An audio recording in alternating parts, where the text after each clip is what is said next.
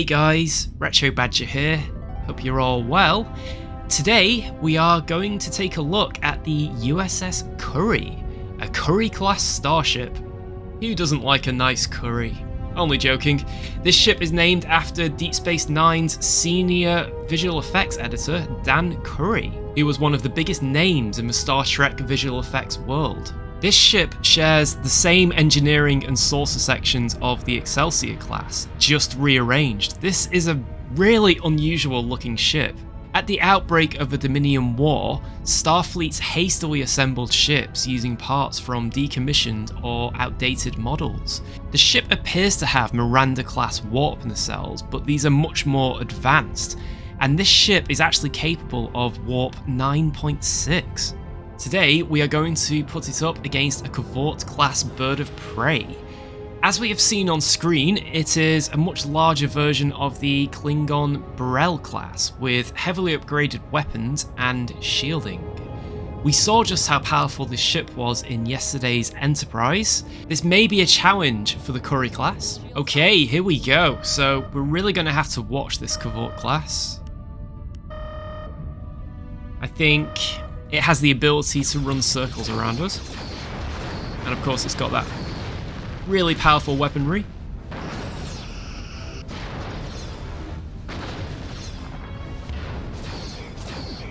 From what I was reading about the Curry class, it supposedly has 10 phaser arrays, although I'm not sure if they're all modelled on this version.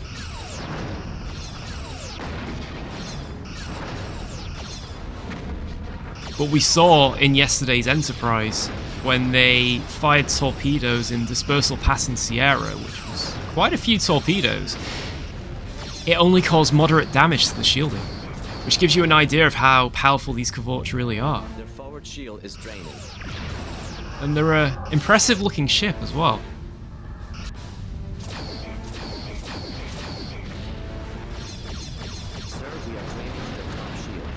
So we've damaged their shielding, which is good. I'm going to try disabling them.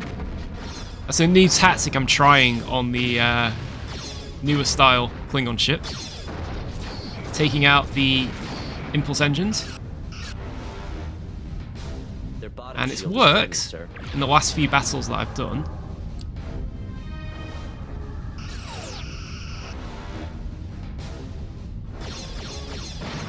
Ooh.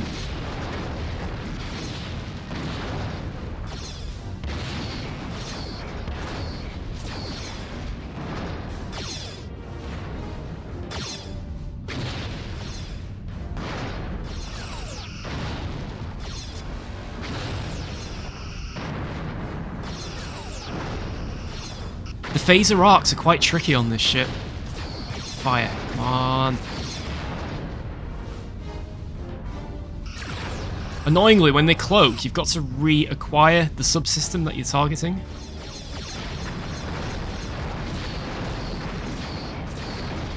Oh, the shielding, the armor. Wow, the Cavort is really taking punishment here. Our shields, though, are doing a very good job at protecting the ship.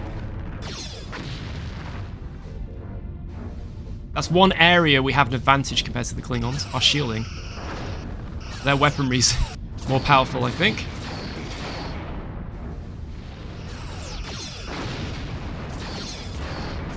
Their sensor system has been disabled. Right, we've got their sensors, and I wasn't aiming for them.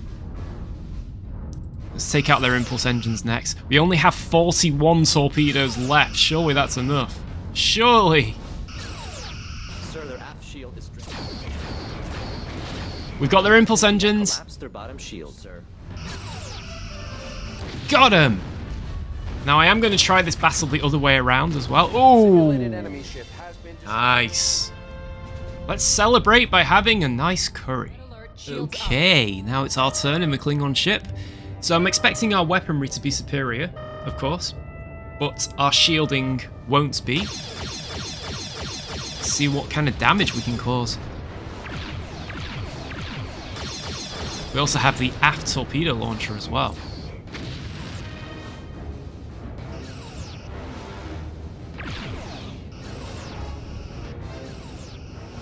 Look at those disruptors.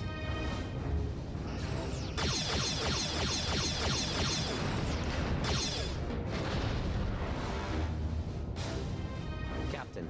Our attacks are draining their right shield. Ooh. You know, their impulse engines are just sticking out there. They make such a tempting target. I'm too tempted. I've got to go for them. It works on the Klingon ship, but will it work on the Federation starship, I wonder?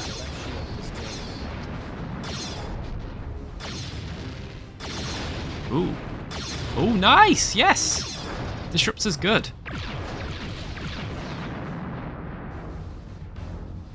So any damage we cause to those impulse engines will slow them down.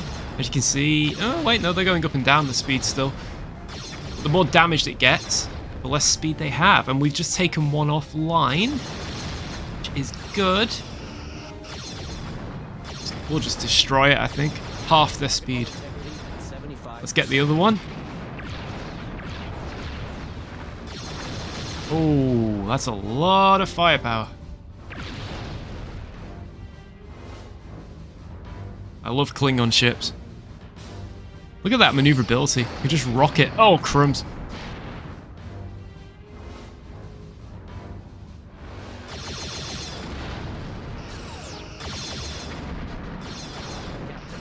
Well, so far, this has been a glorious battle. The warp engines have been disabled as well. There we go. We've got their other impulse engine now, so they're in trouble. Oh, it's such an odd-looking ship, isn't it? I love it, though, how they just kind of did their own sort of kit bashes and stuck things together. It's so cool. But then they've got an on-screen explanation and an off-screen explanation. There we go. Wow. Simulated enemy ship has been destroyed. Now, interestingly, both ships ended up with about the same amount of damage. However, it's clear the Klingon covert is superior, and those disruptors are deadly. In terms of kit bashes though, I think the USS Curry is one model I'd like to put on display just because it's so unusual looking. Thanks for watching, and if you enjoyed the video, please like and subscribe. Bye for now.